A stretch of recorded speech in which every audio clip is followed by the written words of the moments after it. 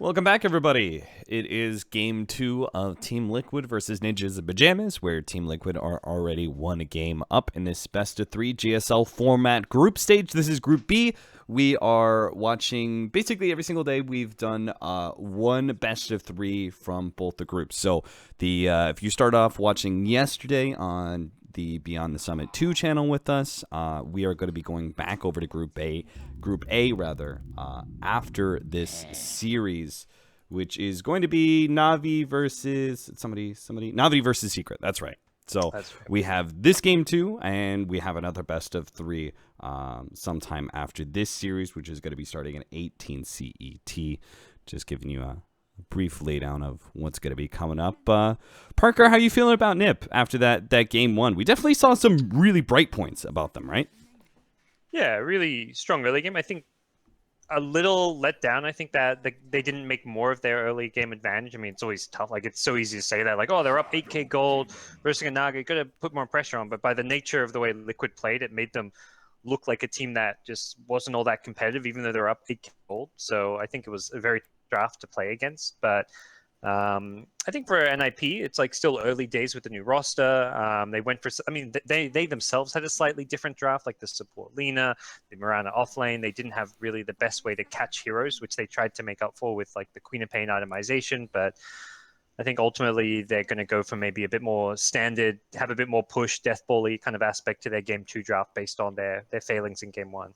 It seems like Naga Siren lineups are a very good test to your team's strategy and teamwork in game, because I think it's like one of the ultimate heroes, right, when it comes to pressure and how you need to deal with that pressure, smoke rotations, all those sorts of things. And that's something that I think is going to be hard to come by for a very new team like Ninjas in Pajamas with this fresh roster of both Hani and Trixie. So maybe a little bit more of a normal lineup for both these two teams, and we can see Ninjas and Pajamas win here in this best of 3 series. We're going to start off with the Shadow Demon first pick for NiP, followed up by Liquid getting the Warlock counter and the SF second pick.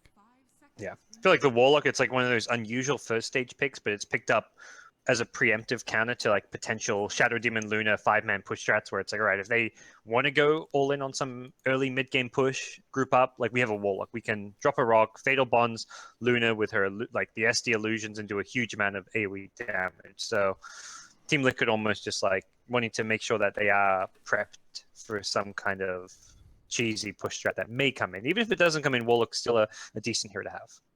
Yeah, absolutely. Wasn't it Lanham at eHome in this last TI that was originally the one who was thinking that Warlock was the counter to the Shadow Demon pickups?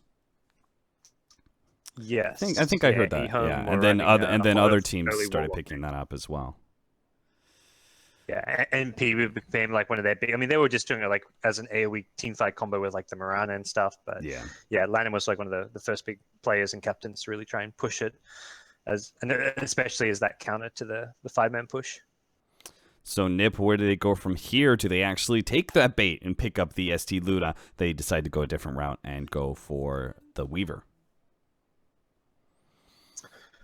Okay, nothing. I don't think there's too much telling about the Weaver pick. It does take advantage of the lack of control in these first 2 heroes, but you got to imagine Liquid still got an offlaner for mind control. They've still got GH's hero. We'll have plenty of room to draft into heroes that can at least somewhat deal with the Weaver, but it does set them up to have that dire side hero that can take Roche. It's a strong laning hero. I think something at least that we can take away from game 1 is that NiP do like to have good early game, win their lanes, and then work from there. And we'll have to see how they further ensure that laning phase. I was like, Underlord would be a good one, because that hero just took so much attention for NiP to be able to deal with in the laning phase, and they did deal with them, yes, but they weren't able to have as much impact in the other lanes as I think they'd like to.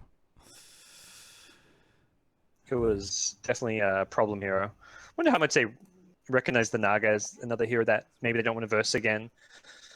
And they can definitely make adjustments. I think they can look at last game and be like, look, we had to draft an idea that could have won that game. Like, they were up by a decent margin. They had a lot of map control. They'd taken down most of the outer towers. They had an Aegis. I think they were in a position where they would have been able. They would have been able to win that game against maybe a weaker team, or a team who who is maybe like on a similar level. And I think Liquid right now the favorites here, and I think if NiP was versing a team they were more like 50-50 against in terms of just where they were at, like NiP still a new team trying to work to kind of build themselves back up, they would have won that game. Yeah.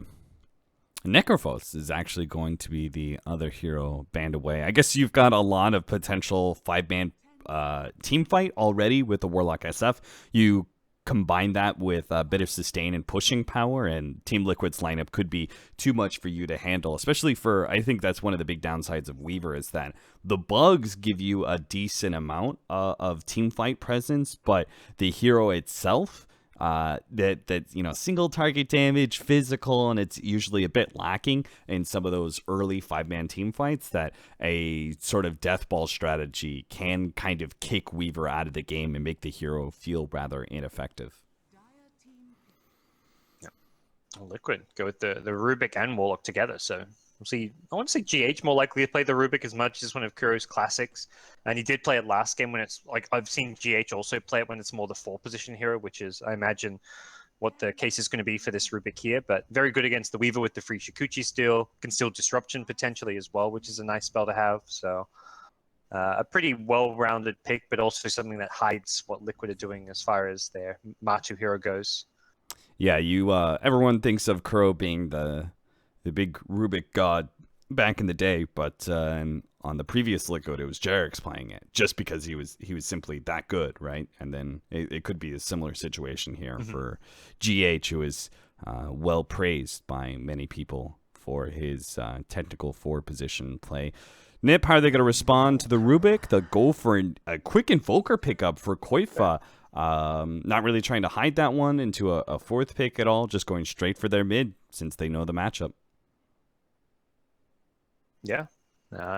Interesting. Yeah, I mean, they aren't worried about being taken, but I think they'd rather leave like their support to, and that their offlaner to decide if they need to counter anything that Liquid throw at them. But Invoker, I think, solves some of the problems from last game. It has a bit more ability to force pushes. It's going to scale a bit better than the Queen of Pain, just with levels. Like, I mean, Queen of Pain kind of suddenly reaches this late game spike when you hit the level 25 if you have the Octarine Blade Mail type build. But the way Quake was playing was very gank oriented, and unfortunately, he wasn't finding those kills. He ended up just farming a lot and getting this Orchid, Hex, BKB, Ags. Like, he had all these items that he just couldn't really utilize. But Invoker's a hero that you get items, you'll find a way to use them.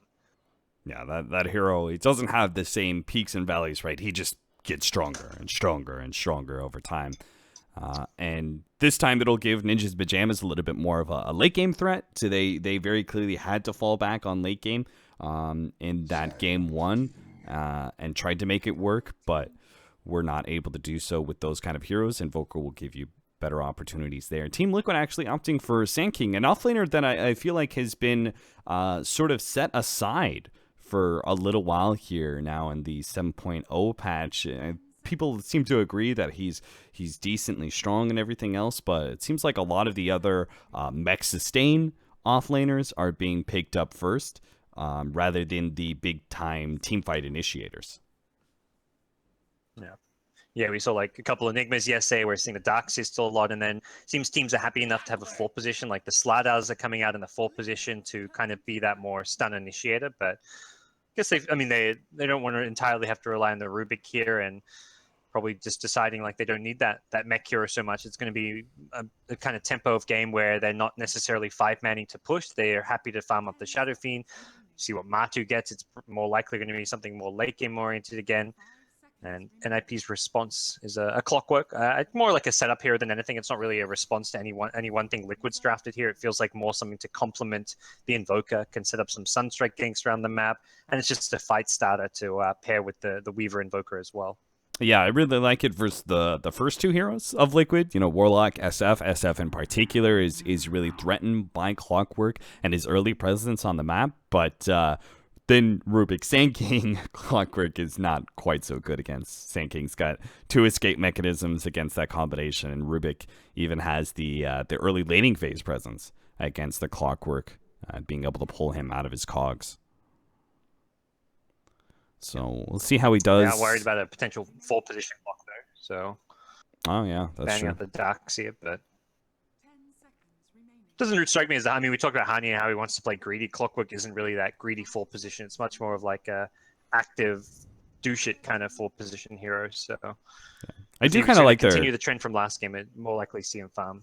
Yeah, I would agree with that. I do like the combination, though, of Shadow Demon Clockwork, so if they went that round, I'd be okay with it, but I think I agree with your assessment of the players and their attitudes. It feels like Clockwork is very much a Trixie hero, and something else is going to be picked up. Maybe we're going to see another aggro Chilene scenario here. Support Clockwork with a Weaver's Shadow Demon. Ember Spirit is... No. We can't have Ember Spirit 1v1 against the Sand King, so maybe Weaver is going to be the Sand King matchup. And Ember Spirit is in a tri-lane? Who was it? We saw someone do an offlane Ember. I want to say maybe it was Starladder or something. Or was it? It wasn't yesterday. We saw the offlane Ember, was it? No. There was one game where I saw a team. They suddenly last pick an Ember when they had their carry mid already picked. I want to say it may have even been Liquid themselves who like ran an offlane Ember Spirit, and it was just this very bizarre thing. But the hero, I mean, it's like if you can get your levels in that offlane, you can still be. You don't need to have a huge amount of farm as an Ember. Just get some levels, farm up a Veil, which is pretty cheap, cost-effective item. Get a Blink later on, and suddenly you're. This is like a kind of similar draft to last game for NiP, where it's very mid-game aggressive centric.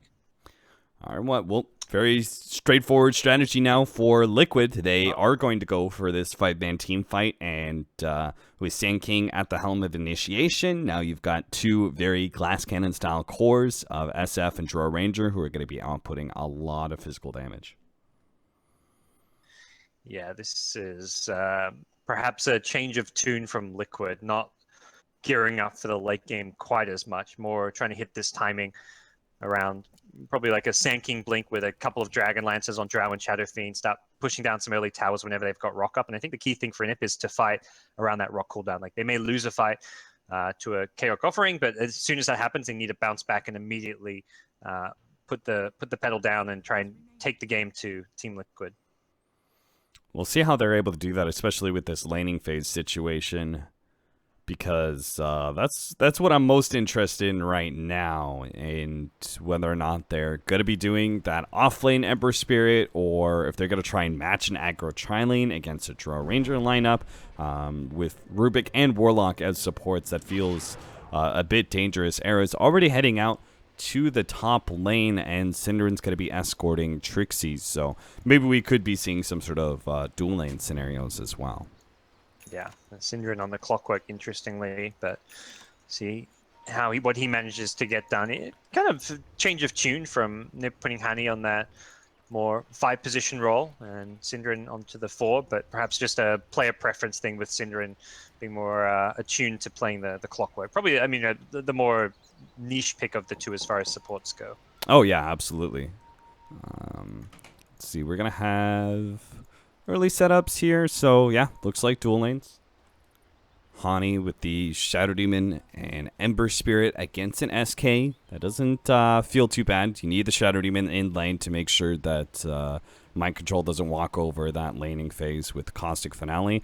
Wonder how Clockwork's going to be able to perform as a support helping out Trixie in the bottom lane, though, against this aggro tri-lane. It feels like a lane that he's not going to be able to find those kind of separations. So unless he's purely here just to cog block, and that's his only real objective, I'm not sure what he's going to be able to accomplish.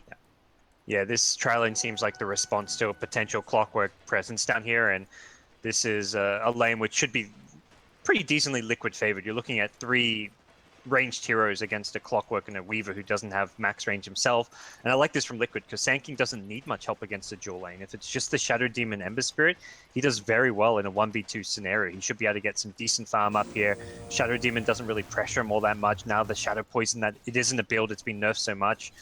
Sand King does even better in this 1v2 matchup, so it does feel like all these lanes are pretty good. And yeah, Synderen, he does the cogs, he TP's top. I think he realizes like he needs to be up here to help zone mind control. Yeah, so he just tries to give a bit of boost to Trixie's lane, and they can now go for an attempted kill onto Mind Control, who is yet to level anything up, so he should still be okay. Cogs push back here into the chains. Maybe he's not okay, goes for the early Sandstorm, and they don't actually have any counter vision. Mind Control spotted that one out real quickly and sees his opportunity to win the lane just like that. It looked like Synderen, I mean, he did make a great play. Got the boots, cut him off with the Cogs pushback, so he couldn't even burrow strike out at that point, but Mind Control with the presence of mind to save that skill point. Needs to be careful now because it is on cooldown, and they've actually got him. Yeah, they've got another Cogs pushback. Mind Control, actually, no, he just runs straight up and is going to look for the TP out, but with the Flame Guard there, it looks like the damage may still be there, unless he can actually juke this one out. Sandstorm. Then, is he going to run north or south? Because he's got to run one way or the other. He can't just stick around. He's going to run north, try and go deeper into this jungle area. Has the TP skull ready to go, but now Synderen's locked onto him. Has the Cogs ready to go with the push if necessary. Mind Control goes even farther north behind the tower now. Looks to make his way all the way around the tower, and it might just be good unless... Okay, now he's going to put himself... Yeah, okay, he thought there was some way to make that one through, but... is not able to do so, and he will get corralled into a corner, and first blood goes the way of Hani. Okay. Now, supports get what they were hoping for, at least in the end there, but very, very odd start to this offlane. You can TP right back in and get a decent amount of XP. There's the double range creep on the enemy side, so ideally for Mind Control, he gets this wave towards his tower, as long as he can stop Hani from getting the side pull off, and looks like he should be able to at least, keep most of it near himself. Synderen's still going for another wraparound. I'm also trying to keep my eye on mid, where currently Koifa is suffering in CS and actually was brought pretty low earlier from Miracle. This 1v1 seems to be going a lot better for Miracle than it did last time against the Queen of Pain, but to be expected. Yeah. No, it feels like the lane stage is going really good for Liquid. I mean, the offlane Sanking dying is not really the end of the world. He's now got a full level 3 worth of experience at his tower. The mid lane's being handily won with the help of the Drow Aura. And bottom lane Weaver getting some CS here and there. Not really an easy kill for the Liquid tri lane, but they've still got the Drow free farming. So as far as timings go, Liquid are going to kind of hit theirs pretty nicely, assuming NiP don't make any big aggressive plays. Well, Mind Control, this time around, Flame Guard's going to be a lot harder to deal with. Does have to burrow strike over the trees. Last time he had Sandstorm, and that killed the Flame Guard relatively quickly, but level 2's now up, and a big increase in HP for that one. Waiting on Synderen to have his go here on Miracle. See if he can actually get the successful gank leading into a Cogs and a Sunstrike combo, but it doesn't look like he feels comfortable. Miracle holding the right-hand side of the lane. And he is going to start pushing forward, as he did have vision of Synderen and his rotation earlier. Now Synderen tries to get back to top lane, but is a bit too late. Mind Control. He knows what's coming. Trixie is actually going to be playing up against GH here. Followed that Rubik all the way into the mid lane, but a really good telekinesis throws him over to the other side of the river when GH probably would have died otherwise. Miracle gets the Invis room before Trixie can deny it, so... he's in a good position. He may even turn and kill Trixie. Okay, Trixie. One last Shikuchi, just enough mana. Miracle will be more than okay here. With the Invis rune, he can easily escape any kind of a gank coming in. He's actually keeping Koifa low. I don't think Synderen can really do all too much here. Yeah, and again, every single time this rotation spotted out, you can double see raise him. Koifa. One, and another one coming in. Invis, but oh no, the raise misses. He doesn't have enough mana for the mid-range raise, so he actually completely misses out on that kill. Now got to be locked inside the Cogs, but Miracle will gladly fight that one out. Telekinesis over the side, and a long-range raise comes in time. This time, Miracle finds the kill. Mind Control, he's done so. He, every single time Synderen's been spotted out by this ward, which has been so value for them, he's been playing a lot more aggressively into that duo lane, but it looks like his aggression bites back at him. He ends up dying to Hani and Era. Yeah, perhaps didn't see the Sentry Wards brought out by Hani or something, but even so, it still feels like he's getting a decent amount of farm and XP out of this lane, already close to level 5, and it's not really the end of his game that he's died a couple of times, although has set Era up to be in a very good position as far as his farm goes on Ember. Mind Control's come in and found Hani once again, going to put some decent pressure onto him. They've got GH here with the Caustic Finale pop going down. They are going to be able to pick up this kill, and without a support, Era can't really fight Mind Control either. So nice rotation from GH, and well set up by Mind Control's aggression. Yeah, it's a handy kill to get, and this top lane getting some assistance now means Sand King will have an even better time. Ooh, that's a smoke. Careful, that's a smoke that's immediately spotted by GH's ward behind the tower. And he may still just have his smoke pop purely by running into GH, it looks like. That won't be the case, though. Miracle knows that his life is in danger. Might be playing a little bit more neutrals for the next 30 seconds. And there we go. GH will pop it as Hani tries to swoop in towards the mid lane. Miracle wasn't anywhere to be seen anyway, so... Synderen, you sneaky bugger, look at you. Gets around Matu, manages to catch him with the Cogs, is going to be pushed out of said Cogs. Cogs do get a little bit more damage onto Matu, and it looks like they've got him dead. Managed to pick up with the battery assault where he left off. So, nice rotation from Synderen. Despite all those mid-rotations going awry, thanks to the ward, he finally does find a successful connection in bottom.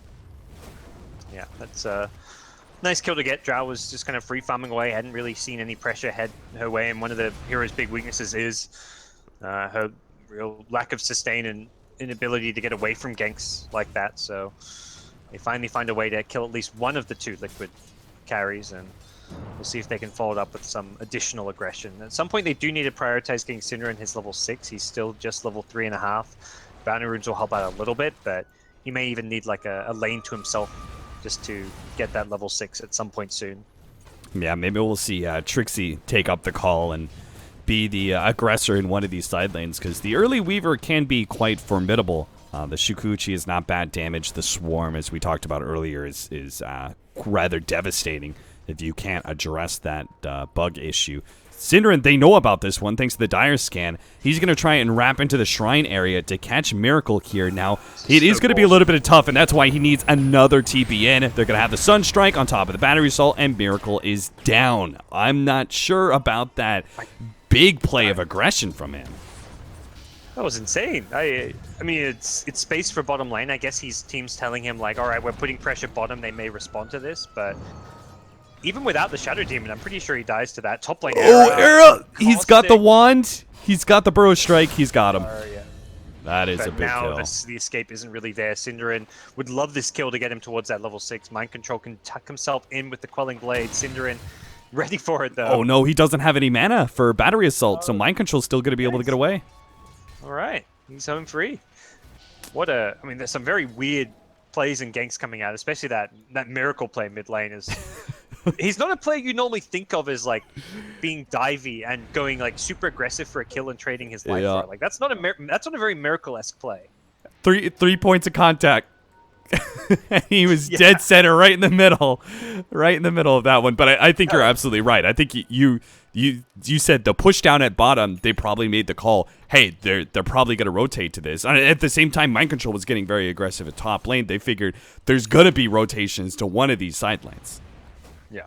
Well, the net result is a small win for Liquid. Like, they get a tower, they get a kill at top, and they lose SF mid. Like, that's still 2 out of those 3 things are good for Liquid. And, like, Miracle gets some money from the tower. They're pressuring the enemy carry. So, like, the Ember for the SF trade in itself is, like, a decent trade-off. And then you get a tower. So, I mean, it's not like the end result is terrible for Liquid. It just felt like he could have just farmed that wave without diving the tower while those 2 things happened at top and bottom. Stacking against the Sand King is always a bit of a scary endeavor. NiP are committing their resources to try and clear through this one right now. Mind Control is going to interrupt, and he does have some backup. He's already told the Drow Ranger and Warlock to TP their way on in. There's great opportunities to be had here. The Sunstrike is going to land on Mind Control, bringing him lower, but he is going to receive a heal now. Trixie, low on mana, is going to bring Mind Control a little bit lower, but not low enough to go for the kill. Instead, they're going to pick up GH. Era's managed to lock him down, and they will throw out the Remnant. GH definitely dodges it, but there's only so much you can do on that slow support. Kuro banging the drums in the side, itching for a fight still around this hard camp, but it's already been cleared away by NiP, so lost opportunity there for Liquid. Yeah, Kuro wants to use that chaotic offering. He's trying to find an opening for it. And again, I think it's a similar call where it's like Miracle just play aggro at mid, really span this wave out, start right-clicking that tower so that we can either get a tower top or even a fight up top, while you potentially get a T1 mid tower. Like, one of these two lanes should end well for Liquid, whether it's a tower or a kill. And right now, Mind Control's in a pretty good position to Quelling Blade his way through, potentially even find Hani here. This may turn into an awkward accidental bump. Oh, the Hani actually stops the disruption there. But the silence was forced on Hani. Instead, they are going to be able to hit the hook shot. Cinderin separates Matu from the rest of his team. They're going to be able to lock him down. Again, with the Sunstrike, they make quick work of whatever heroes inside those cogs. Mind Control's going to be next up. Burrows his way deep into the trees and will manage to get that TP. Nicely played. Kuro was the other casualty. Very easily cleaned up by Hani and Trixie. Yeah, great disruption from Hani. Using it on the Warlock, not as a setup, not as a save, but just to stop that Chaotic Offering being dropped down to help the Drow Ranger. Without that Chaotic Offering, the Drow was dead by the time the disruption ended, and at that point, Kuro's like, well, there's no point using it, I'm going to save it for a later fight, and couldn't TP out in time as well. So really nicely played by NiP.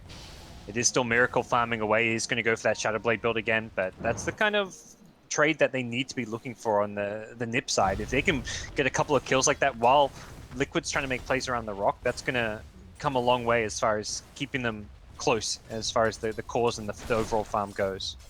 You know, it's funny, I was watching a couple of Liquid games a couple days ago in prep for this DAC, European qualifiers, and it was funny. The one thing I felt Liquid did very well is that they had usually had two heroes, two players, and it was different. I think most of the time it was not the same, like off lane and support or something like that. It was two different players, two different heroes that needed to be very aggressive to buy space for somebody else, and we're seeing that kind of idea behind Liquid here, with Liquid's aggressive play at mid, with the way Mind Control plays very much up in the face of Ninja's Pajamas. It does seem to be one of the strategies and just general maybe principles of Liquid, how to be able to buy space for each other. NiP are going to be able to set up a Sunstrike here on a GH, quickly right-click him down. Liquid thought they were going to have an opportunity for aggression with that invis, but it turns against them rather starkly with that counter ward.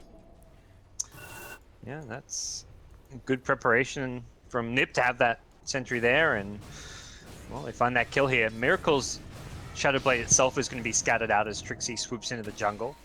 Not a whole lot he can really do to Miracle, but this bottom lane is, I think, what NiP may have their eyes set on, with a couple of heroes rotating down here, but feels like if they really feels like NiP, if they group up to like push any lane, like let's say bottom lane, they're going to lose like mid tower, potentially top tower as well. Just feels like the damage output between the Shadow Fiend, the Drow, and Sand King's ability to clear waves is going to punish NiP anytime they make any kind of group up kind of play to push a lane. Yeah. GH left alone in this bottom lane.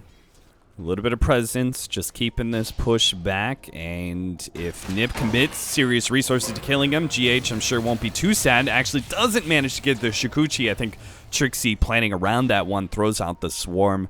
That is one of the plays that Weaver's going to have to do quite a bit here against this Rubik, prevent the steal of Shikuchi. Yeah.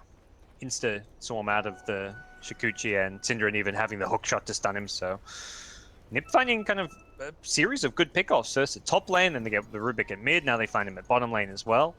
They're finding the kills, and Clockwork having this level 6, and Arcane Boots has this constant sustain and ability to keep going for these kills, and NiP don't look like they're done, but unfortunately without that hook shot, they don't really have the best way to initiate onto Miracle up top. And they certainly don't. He takes another tower for Liquid. 3-9 right now, 14 minutes in. NiP are well ahead in kills, but it's actually Liquid that are slightly up. About 2,000 net worth right now and 500 experience. Of course, they do have the very clear tower lead. Liquid have managed to keep all their towers intact. Yeah, most of that, I guess, yeah, coming purely from the Shadow Fiend and his net worth as far as farming through the jungle and multiple lanes, getting some towers for his team, but Quake's doing his best to kind of keep up. Is going to be going into that straight Aghanims build, but needs to be careful not to get caught out here. Miracle is hunting. Oh, it does seem like maybe NiP have made this read. Nice. They're going to be able to get the disruption, slow him down. The Sunstrike actually misses, but they will still easily kill Miracle with the help of the Soul Catcher. Liquid are trying to put the pressure on mid now, see if they can quickly take this tier 1, but maybe NiP can still make the rotation to stop this. Era's in place, already gets the Veil Discord out. Hookshot misses, though, from Synderen. Was hoping to make the initiation as the rotations came in from the rest of NiP. One slight win, or I would actually say that's a pretty moderate win there in that bottom lane, killing Miracle. Yeah, that really hurts Liquid, I feel, this stage of the game. The lane ward scouting his TP in, and then the immediate TP to the Shrine from Hani was a very heads-up play coming from them. Does look like they may lose this tower slowly without the hook shot. Matu can just kind of freely siege it, but even so, it still feels like a decent result there for NiP killing the Shadow Fiend. Yeah, they are the team that, they're on the opposite side of things, right? They're the team that is going to be losing their towers, and they're going to feel the pressure of Liquid's push lineup, but ultimately they have the better late game, and they're just looking to buy each other time for that point. Trixie running into GH, gets out the swarm. GH turnaround, just gets a telekinesis, and maybe hoping to be able to set up mind control, but the counter wards are already in place earlier. So Trixie knows what's up. Yeah, not a whole lot of fun on Trixie at this point, but he was that off-lane role weaver, so just going to be going for whatever cost-effective items he can get, starting with the Dragon Lance. Going to be much more kind of used for perhaps the utility of the Swarm and just being a maybe more scouting hero who can be pesky, get on top of the supports like the Warlock. I mean, underfarm Warlock will still die to a pretty low-farm Weaver at this stage of the game, so he can kind of try and force Kuro to use his spells preemptively and not get off the best chaotic offering in a fight. Trixie, hookshot, there it is. They're going to go straight for GH. Mind Control does manage to stop some of that damage. Faked out. Kuro actually holding on to the chaotic offering, seeing that GH was definitely dead and is going to wait for a better opportunity. Maybe Trixie here with the silence up. Another stun. Now he's going to drop the chaotic offering. Synderen comes in, but now the ultimate goes out from Miracle. Era gets bounced back just like that, and Matu actually survives through all of that. Hani is going to be the extra cleanup here. Sunstrike. Oh, he tried to have a guess at where Matu was at invis, but doesn't quite hit him. Koifa not able to get much in return. NiP lose 4, and all they got out of that was that Rubik kill earlier. It's like that one bad fight against the Drow lineup, or nowadays it's more often against like an SD Luna draft, and you lose not just the fight, but you lose a tower and a Roshan potentially as well. Liquid will bring buildings down very, very quickly, and after this tier 2, if they want, they can fall back to Roshan. Would be a little bit difficult perhaps with the TP to the Shrine.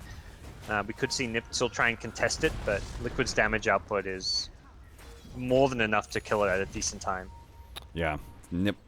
Certainly, if Liquid can't do it now, it's going to have to be something that NiP have in mind for the next 5 to 10 minutes, is that if they lose another team fight like that, it probably means that big objective in Roshan, which means, as we talked about last game, right, that first Aegis could be used as leverage to take the tier 2s. Bottom lane, they're going to go for GH. GH gets chained up, unable to steal the Remnant, so we won't have an escape mechanism there. Yeah, quite a few deaths on GH this game. He's kind of playing that role where it's like, all right, someone go push out this bottom lane. It's a bit of a dangerous place to be. You don't want to send your Shadow Fiend or Drow down there. All right, let's send the Rubik. And unfortunate that NiP are prioritizing killing him as much as they are, but it's not the biggest loss for Liquid at the same time. Kuro's a little bit bigger of a kill with the Hand of Midas. He's got a little bit more net worth to work with, but he can't finish him off. Now the silence on Trixie. Matu turns the whole thing around with the help of Mind Control. They will still get that tier 2 at bottom lane, and that is very much needed. NiP are finally getting some tower gold into their coffers, even if it is at the cost of Trixie's life. That's a decent bit of control over this bottom side of the map, but I think it's something that NiP have already been kind of asserting their dominance over with or without that tower taken, and Hani now in deep as a Blink Dagger will get found. Got to be picked up here. Mind Control pops the Sandstorm, stopping any disruption. Turns around, tries to get whatever damage. Oh, he actually has him. Oh, the power of Shadow Demon, man. Wow. Okay. Ah, what a silly Shadow Demon is. Soul Catcher, yeah. Hard fight position, counters your one position. Doesn't really matter what hero most of the time. He just does that. Reminds me of the best was the Spectre ones, where you find like you can solo kill a Spectre as a Shadow Demon with the Dispersion Soul Catcher illusions. Yeah. But that is, yeah, Shadow Demon things. Who needs Shadow Poison these days with this 4-4-0 build? Yeah, absolutely. So that is that's another big pickup. Miracle has been picked off a number of times now, and the impact can be seen in this net worth chart where Liquid, they're holding on to this constant lead, yes, but they have the tower advantage. They have this pushing lineup. They're supposed to be ahead, and I don't think they're getting far enough ahead as they feel like they should. Only 4K gold and about 3,000 experience at this point. Trixie coming in with a double damage, trying to threaten mind control. Another Sunstrike is going to be off point. Oh, Trixie commits, but can't quite finish him off. Now Era's going to make some commitment of his own, but he's beaten back by Miracle, now stunned up, and he may lose his life. It cost mind control his own, but that's okay. The Ember Spirit was well worth it. Synderen comes in, hits the hook shot onto the friendly creep, but does manage to close the distance with Miracle, hoping to be able to lock him down with the Meteor. They've got him down. That is big. NiP actually buying back now as Era sees the opportunity, and it's a big one too. They can get Matu here as well. The Sunstrike, this time it'll be on point. Koitva picks up the triple kill, and a buyback from Era in part help lead to a big win for Ninjas the Pajamas. They get some control, they get some kills, and they might just have a tier 2 tower as well. God, such a good team fight set up there. Trixie carrying the dust for his team to go on the Sand King at the start, and Koitva landing all of his spells. The perfect meteor thanks to Synderen's hook shot onto the SF, hitting the Sunstrikes as well. And that's a tier 2 tower into Roshan most likely. They group up around the shrine, possibly even want to pop that one before they go for it. And this is very much a much more even, if not NiP favored state of game now after that fight. This is going to be a bit dangerous, this Roshan. Can they do it? Oh, I guess they've got Weaver bugs. I forgot about that. They do it so quick. I was like, I don't know. They've still got this tier 1 Enshrine. Maybe Liquid can get there in time. At the most they could do, it looks like at this point, is get some sort of rebuttal kills to Aegis being picked up, but not even that's going to happen. Disruption goes down. Synderen is still going to be silenced up. They're going to try and kill him from a distance, but not wanting to fully commit to that kill, as the team fight following would be quite nasty. They have to deal with an Aegis Ember Spirit now, and that is really only second to, probably Storm Spirit when it comes to feared Aegis holders. Yeah, it's definitely up there. It's going to be a big problem for them. As far as Era goes, and with this Blink Dagger, you can start playing hyper-aggressive by just blinking in, not having to worry too much. You can have the Fire Remnants to escape, and use them aggressively when he's got the Aegis. On the Aegis respawn, you can often blink out from tough situations, so for NiP, they're going to have a very high-level Invoker about to hit level 20, so his spell's starting to look very potent. He's got 5.2k gold, so we're going to see a major item pickup soon for Koitva. And that's going to make this game a whole lot more difficult for Liquid, who, I mean, as much as they don't really want to play that, go for the late game, it does feel like they almost need to with the Drow, Shadow Fiend, try and focus on more like the BKB timings of these two heroes. They're both going for that as their next major item, and I think this is them like respecting. They're now at this point in the game where they can't fight the Ember Invoker. The Sunstrike Meteor combo is doing too much damage. The Ember himself just does too much magic damage. Until they get BKBs, they've got to avoid fights. Lincoln's complete for this Invoker. He's going to be even harder to bring down. So not only do you have the Aegis on Ember Spirit, you have this nice defensive pickup for Koitva that can now deal with the initiation of the Sand King. That Burrow Strike does get countered up by the Lincolns. So NiP, they definitely see they're in the advantage. They want to try and force some sort of fight here. And failing that, they'll just take the mid-tier 1 tower. It looks like Liquid will be giving it up. As you said, waiting on those BKBs that they all have queued up in their quick buys. I mean, they've got the Rock, but I don't think that necessarily is enough to fight with. And speaking of which, Kuro is found. 40 seconds without Warlock means this last tier 2 tower, possibly Shrines, or even a slight high ground attempt could come out of NiP. Alright, mid-tier 1. The Courier. Pickoff turns into tier 2. He's got it. Blink forward, and he does. Nice pickup. Unfortunately, no items on it, but still good enough. Matu trying to get himself that BKB, has the Mythal Hammer coming out quite soon, and NiP are actually forced away from that push. Looks like Mind Control's presence by himself was enough to keep NiP a little bit wary of that. Oh, nice catch-up. Disruption right before the TP cancel out. Miracle will be ripped apart by his own illusions, and Synderen. It feels like Miracle is just kind of not having, I mean, he's just straight up not having his best game. Like a few misplays from him, missing the kill early on the Invoker where he didn't hit that second raise after the Ghost Walk. I mean, he could have used it earlier. The death at mid, plays like that. He's just not really on point. Like, this isn't the Miracle like you expect to see. when he's playing for Team Liquid or any team for that matter. And it's right now hurting Liquid a lot. You know you're in trouble when GH is spending his time cliff jungling. He's Koifa's gonna come across. He's like, what the hell? Why is that camp missing, guys? He just throws out tornadoes and sun strikes. He's like, somebody had to be here, but GH has already made his exit. Yeah, desperate times. But this is, I feel like this is where NiP need to improve on what happened last game. Like they've got this edge, they've got the Aegis now, and they fell short last game because they were just like too passive at a certain stage. Or not even that they were too passive, it was like Liquid were reading them move around the map and they weren't able to translate an advantage into objectives, into a decisively won game, and that's what they need to be doing now. Even though their lamp can scale, they've reached a peak now. The BKBs aren't up just yet. They've got an Aegis. There's no point giving Liquid the time and space to finish the BKB on Shadow Fiend if you can push now. Oh, silence onto Trixie, but they are going to be able to get the Cinder and hook in with double inside the cogs. If Eric can actually get inside there, they can lay out some big-time damage. The BKB is activated, and now they have the Epicenter canner. Cinderin tries to make his way back, but is going to be caught by GH into a Burrow Strike. That'll be a 1 kill, but Era actually turns back in, tries to go for Miracle, but now he's been silenced up, and he's going to be losing that Aegis unless the disruption save from Hani can buy him some time. Koifa comes in. Nice Ice Wall there, holding Miracle in place. Era will finally lose his Aegis, but that's okay. They got one big core out of Liquid, and they look to catch more. Mind Control gets away. Matu is going to be just as lucky. The Invis saves his life. Another silence, turnaround play, but NiP can protect their carry without too many issues here. The Shukuchi and Disruption picked up by GH as the stolen ability, and that did not feel too great for NiP. They got the Miracle kill, but they lost the Aegis at the same time.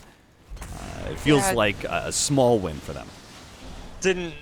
Wasn't the cleanest execution. I mean, the Drow BKB was the big turnaround point where Liquid could kind of stand their ground and fight. The Warlock not dying in the hookshot meant that he at least got off a decent chaotic offering, got the Fatal Bonds off, and allowed the Drow to just kind of sit there doing some decent damage output. But yeah, NiP killing Miracle again, so they slow down his BKB and they can try and take advantage of him falling behind in farm. Invoker is like 5.6k net worth ahead of SF. To think that like 15 minutes in the game, SF was ahead by 2 or 3k net worth. Things have changed a lot, but this is still going to take a bit more from NiP to secure this game. Like they're going to have Qualifiers scaling very well into the late game, but Liquid themselves, if they can get SF and Drow a couple more items post BKB, will be able to fight into the Invoker still. What I did like about NiP, because you're right, the teamfight execution wasn't the cleanest, I just think on both sides, but what I did really like about NiP was the way that they were able to make the call, whether it was coincidental or not, to back away from that Epicenter. I felt like the Mind Control's initiation was completely wasted. He kind of jumped in, tried to make his Burrow Strike play. He maybe caught a little bit of damage on Era and Cinderin, but it wasn't hugely impactful like I think Liquid are hoping with that team fight. And as a result, NiP come out on top. They're going to have a very farmed Invoker. And this is the kind of Koifa that we're talking about here. He is a greedier core, but in part, it's because of his late game performance on some of these scaling heroes that's the reason he wants to play that way. It is his, in a way, specialty. And having a level 22 Invoker rapidly approaching level 25, NiP have to be feeling pretty good about their chances closing out this game 2 and forcing a game 3. Yeah, I mean, late game is where Qualifier as a player shines. Like post 30, 40 minutes is where Qualifier is really in his prime, when he's got the items to work around, when he feels like he can just do a lot independent of his own team. Not to like discredit him or anything, like he's like a solo kind of oriented player, but it's more just his style where he likes to be playing that more farm oriented role, whereas Era is going to be the one initiating, playing around the team, creating the space. But now NiP, once they get that Octarine core, yeah, they're going to have it now with level 22, soon to be level 25 Talon Invoker over maybe like by the 32, 33 minute mark. They're going to be very, very strong. They don't manage to take any serious damage to the Liquid side. I mean, they take out one of the 2 shrines. They've managed to get a decent amount done before the SF BKB, but with the SF BKB now complete, Miracle is not going to be that easy free kill in a team fight. Yeah, certainly not. And I think that's where initiation really comes to a point for NiP. If they can still get a good initiation and maybe even a disruption on that SF. Become Liquid. Nice. Trixie popping that smoke. Well played with the Shukuchi. Will get out, no problem. The shrine will be protected, it seems, by Liquid. They know how important this shrine is above all else to be able to control that Roshan pit. They can't afford to give up another Aegis. Trixie, it looks like he got caught, though. Mind Control and Matu, maybe it was with the gem of Mind Controls, managed to spot him out, get a big kill, and he just happened to force staff himself straight into a ward as well. So, small little pickups there by Liquid, setting themselves up for a good Roshan fight in the coming minutes. Yeah, and it's just like a good location to fight because you know NiP are there, grouped up as 5, and you feel like you can get the jump on them, which is something that Liquid haven't been able to do too much this game, and perhaps catch them by surprise with the BKB of the Shadow Fiend. They find a double damage rune now, ideally looking to bottle this one. Not sure if they don't actually have any bottles left, so just going to pick it up and try and probably take this tier 2 tower mid. Can't take any shrines still, there's still a tower at bottom lane, so they are a bit more limited in their options as far as Liquid go. Miracle starts coming forward. They do have the Remnant. They were hoping to be able to jump something, but it's an illusion. They jump instead. Now Synderen managed to get the hook and a force staff away. Still eliminated, though, by Miracle's physical damage. Miracle has to make his way out of this one, though. It's going to pop the ultimate towards the end of his BKB, but on the left-hand side, Mind Control's being caught by Era and Koifa. Now Matu, slowed down by the Purge of Trixie, is going to be forced into a BKB of his own. Very rapidly, this defensive power of Liquid is dwindling. Matu, he actually managed to get the TP out, but Miracle won't be as lucky. He gets a disruption out from Hani, and the team is just going to Lamb Blast him. With all that damage, they're going to be able to pull him down to his death, and GH very likely to follow him to the grave as well, as Hani and Era manage to snatch him out near the Ancients. 3 down, all in exchange for just little old Synderen, who made that nice initiation. What illusion was that? Was that a disruption bait? You mean at the start? I didn't see what that was, no. I think it was an Invoker illusion, in which case it had to have been disruption bait. Gotcha. Yeah, because I mean, SF popping his BKB just for that clockwork kill means he's suddenly behind the tower in a really deep position, and he's committed his BKB. At that point, he felt like, oh, I've got my BKB. I feel obliged to just throw a Requiem because he probably figures he's not going to get one off later when the BKB wears off. But he got probably very minimal damage out of that Requiem based on NiP just splitting up and dispersing. They were off chasing the Sand King, so not really the ideal teamfight execution from Liquid, and perhaps, as you mentioned, that illusion, the illusion bait from the disruption, really just setting NiP up for a great fight. I think NiP have a pretty good read of what Liquid's feeling right now. I think it's Liquid are pretty desperate to make things work. You know, they just got that BKB. They picked up the double damage. You know, there's all these sort of things. It's like, guys, we got to win a fight right now because ultimately we're a Draw Ranger lineup that isn't pushing towers and an SF lineup that isn't actually farming. You know, this game is very rapidly going down the drain for us, and NiP are just getting stronger and stronger, as can be seen. Trixie, who picked up a Diffuser play not too long ago, now has a fresh BKB coming into the mix. Koifa, if I can click on him, is now level 23 with that Octarine core and another 2,800 gold to back it up. Yeah, that 25 is coming very, very soon, and he's going to be a big, big problem. These BKBs are getting shorter and shorter as the time goes on. Matu's down to 8 seconds. Miracle's only used his once, but it feels like if the next fight or two don't go like convincingly well for Liquid, it does feel like their lineup is going to kind of just be past its final peak, and then it's going to be all NiP in the late game. 5-man smoke up. They almost run into Koifa. They actually burrow strike forward. I think his smoke popped, so he wanted to move forward, but now NiP see everything, and Mind Control's the one in trouble. Force staffs away, but a nice hook shot. Synderen catches 2, but can't get the cogs off and just gets eliminated. GH manages to get the quick burrow strike. Mind Control leading Arrow on a merry chase here with his force staff. Will finally be brought down. Crow tried to come in and give him a heal, but now he's in the wrong position against Koifa and Trixie. He will be duoed up. They actually have the vision of Miracle. He's going to be forced to pop his BKB, try and TP out. He is good. Is Matu going to be able to get away as well? BKB, TP out, no disables. Just physical damage, which was still almost enough. GH, he's also going to make an escape with the stolen hook shot that he got from Synderen. That's such a bad spot for your smoke to be popped. Like, you're low ground, the Invoker's on the high ground, and he's invis, and you've just lost your gem. Like, Sand King no longer had the gem. He lost that in the last fight, so vision right now is a big problem for Liquid, and I think they needed to just, they, I guess, ideally want to approach that smoke differently so that they're not going low ground to high ground, but at the same time, they know NiP were at that top side of the map. They just didn't know that Invoker was kind of straggling behind and was going to actually be in the perfect position to catch them out in that low ground position and give his team all the info they needed to turn that fight around. It really was the perfect time, right? 2 seconds earlier, they probably run into Koifa before he's past that high ground area and is running to the left-hand side, and they actually get a quick pick, and 2 seconds later, and Koifa isn't actually popping that smoke. Yeah, either of those two, and I think it could have been a very different scenario for Liquid. Like, the killing the Invoker scenario is absolutely fantastic for them, and even if you manage to just get onto that high ground without the smoke popping and then able to take a fight to the left where the rest of the NiP side was, it could have been a very different fight all in all, with like getting mind control with a Burrow Strike initiation followed up with a Requiem, burst down the target to start things off. But as it stands, NiP now get themselves another Aegis and looking very good to start thinking about closing out this game. They haven't got the best pushing lineup, like the Invoker with the Alacrity on either himself or put it on a Weaver is at least decent push, but the Liquid team fight high ground defense is something they will still likely respect. So they're going to have to take it nice and slow, which is where Alacrity on a Siege Creep comes in. The Forge Spirits also doing their pushing power. They're going to have Trixie on the front lines. It seems with his BKB and his time lapse, he should be a decent hero to chip away that tower. Liquid probably shouldn't be able to get a quick kill on him and rebuff this push. Yeah, Aero's got a BKB, so even if he dies once to the Aegis, he can pop that on the respawn, and it does feel like NiP, as mentioned, just slow sieging things here. You know, the Forward Spirit coming in, couple right clicks with an Alacrity, and resummon them and just rinse repeat. Slow and steady. Tower goes down.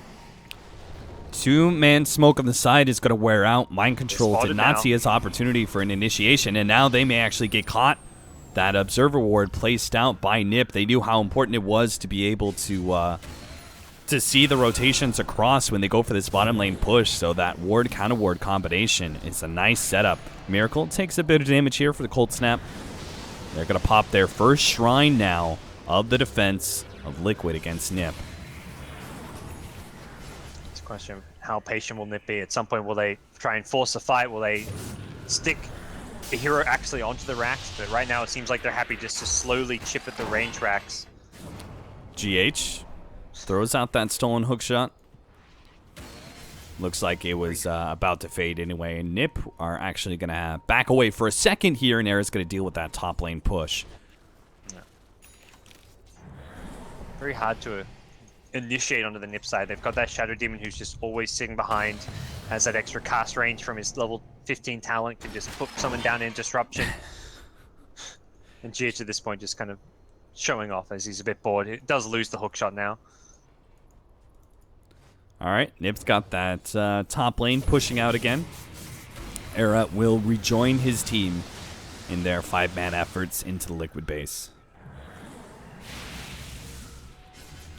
I mean, if they can just keep on stalling this out to the A's, I mean, they've still got another minute and a half, but at this rate, they won't even take a melee Rax in that minute and a half. NiP need to make a more concerted, aggressive attempt. Not even onto the buildings necessarily, even just starting and forcing a fight with a hook shot. Maybe something they just have to do at some point. But now they're just trying to slow siege using disruption illusions. Trixie gets a little bit more aggressive with the Alacrity. Will finish off that range Rax, but it is just a range Rax. Liquid won't be too scared of that. It's the melee Rax that is the prize that NiP really want here. And sieging bit by bit is not going to be good enough against that regen. So we'll see if they make another concerted effort here as the push comes forward. The disruption and even backdoor protection still up. Matu will take a decent amount of damage, down to half health now as Trixie comes forward, pops his BKB, threatening Matu's life, but he does get a 4-step back. Now with Matu healing, NiP can get some more damage onto that melee Rax, but the rest of Liquid start coming forward, chasing NiP back. They're struggling to get this Rax. I mean, they're still in a fine position, don't get me wrong, but Liquid are making them work for it, showing some world-class high ground defense with the SF illusions. Oh, that's definitely a big one. Not putting onto the racks, they will get taken out. Just zoning the SF out, knowing that this will free up the space. Oh, there it is, the Epi initiation. Epi onto Koifa, but the Link has managed to protect him for the Burrow Strike, so there wasn't any real good hold. They finally get a Yule Scepter onto Koifa, but he managed to get down to Wei with a Ghost Walk. Oh, Cinderin! He was halfway through the hookshot animation to be able to get away from this one. Mind Control's been stunned up, does get out another stun, but Koifa blocks it again with the Linkens, and now they've got a disruption onto a Draw Ranger with Miracle slowed down on the side. This is rapidly rapidly turning disastrous for Liquid as they come out, immediately get rebuffed. They just get taken out like that with a Meteor combination. They lose Matu. They got to drop GH as well. Miracle's left alone now to defend against NiP unless they want to buy back on Matu. Kuro still having the chaotic offering, but it seems like they'll give up the melee racks and try and keep these buybacks intact, or at least waiting for a better opportunity when Mind Control and GH are back up. But all during that 30 seconds, NiP can take a lot. Even with the buyback, they still want to take this rack to mid lane. They've taken at least the tower, and with the Alacrity Invoker, they can take more. Miracle comes forward. Now the chaotic offering. They look to blow up Koifa. They've got him dead. 90 seconds down. But NiP have bought everything they needed with that Aegis push. They forced a buyback. They got a lane of racks. They really don't need more. So a full retreat out from them. Make sure Liquid don't catch anything else but the Koifa death. And Liquid are now going to be scrambling in turn to try and take objectives during this downtime for the Invoker. Yeah, I mean, there's a tier 2 tower bottom, but perhaps the bigger objective is forcing that Invoker buyback. You think, how do we win this game considering how rough things have been looking for the last 15-20 minutes? And I think it comes from forcing that Invoker buyback and finding a pick-off on him at a later time. You may even pay for that Invoker buyback with like a death here. If Synderen catches someone with a hook shot as Invoker buys back, that could be a really tough one. Potentially, NiP can even hold this without the buyback. That's really the ideal scenario for them. They just want to keep putting that cogs on the high ground. Eric can try and keep spamming it out. And it's very difficult to force high ground, even with Invoker dead. Physical damage is still pretty formidable for Liquid. As you can see, the tier 3 is beginning to drop. 30 seconds left for Koifa's Invoker. NiP, are they going to give in to this pressure? Now Hani, going to be caught. They're going to be able to get the Burrow Strike onto him. Shrine activated, but it's not enough to save him. But Synderen managed to get the hook shot onto 2, locking them in. But they both get a Force Staff outside of the cogs. BKB activated, but Miracle can't make his way out like Matu can. He's too low HP, so he turns around, tries to go for the ultimate. Tornado! Oh, it was just a sliver away from catching Kuro as well. The buyback was forced, though, and you said, gods, that gives Liquid a glimmer of hope. Even if it costs them a death and maybe a buyback of their own, at least they have a chance at an endgame scenario, whereas before, we didn't see that same kind of light. Yeah, it creates a win condition for them, which is what was just completely, it seems, lacking for the last 20 minutes. It feels like they've just been unable to really do a lot. Quick's just been quietly farming his way to level 25, 6-slot Invoker, but now we're looking at potential SF buyback. They're going to be on the ropes themselves with an SF buyback, but at least a kill on Quick that could set them up for success. Force Staff over the cogs and a push back. Now Era actually commits here forward with the BKB. Double Remnant use. Kuro, he's going to be caught inside the shrine. He's taken apart. Synderen, similar story here. He has the Ghost Scepter to fall back on. A disruption. Hook, but he hooks into his own illusions. Won't be able to make it out. Mind Control gets taken out though. Trixie's up next with the silence. Not able to do enough though. Matu can't output the damage. They're trying to hold on to this buyback of Miracles and use Mind Controls instead, missing out on the stun on Trixie. Now Matu in serious trouble. Gets silenced up, push back. The combination is there, but a disruption save from GH is not going to be enough. A tornado catches Matu on the way out. Trixie will help clean it up. Now they're left with no buyback on the Draw Ranger for 90 seconds, and it seems like that win condition, that small little opportunity that Liquid have,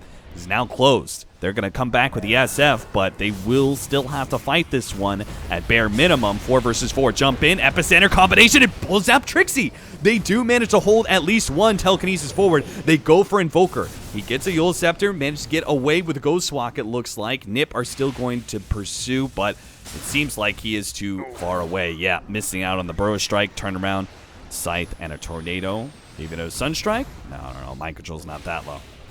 Yeah, he had the Lincoln Sphere anyways for the Burrow Strike was close, but then I'm like, all right, Dexy, that wouldn't have mattered too much, but this is, well, I mean, there's still some small hope for Liquid. You've got an Invoker without buy. I think if you give NiP the space to get those buybacks back up and another Roshan, then that hook disappears. But this, like, 1 minute window where they're going to have Drow back alive before Roche respawns. Luckily for them, it's a very slow Roche respawn.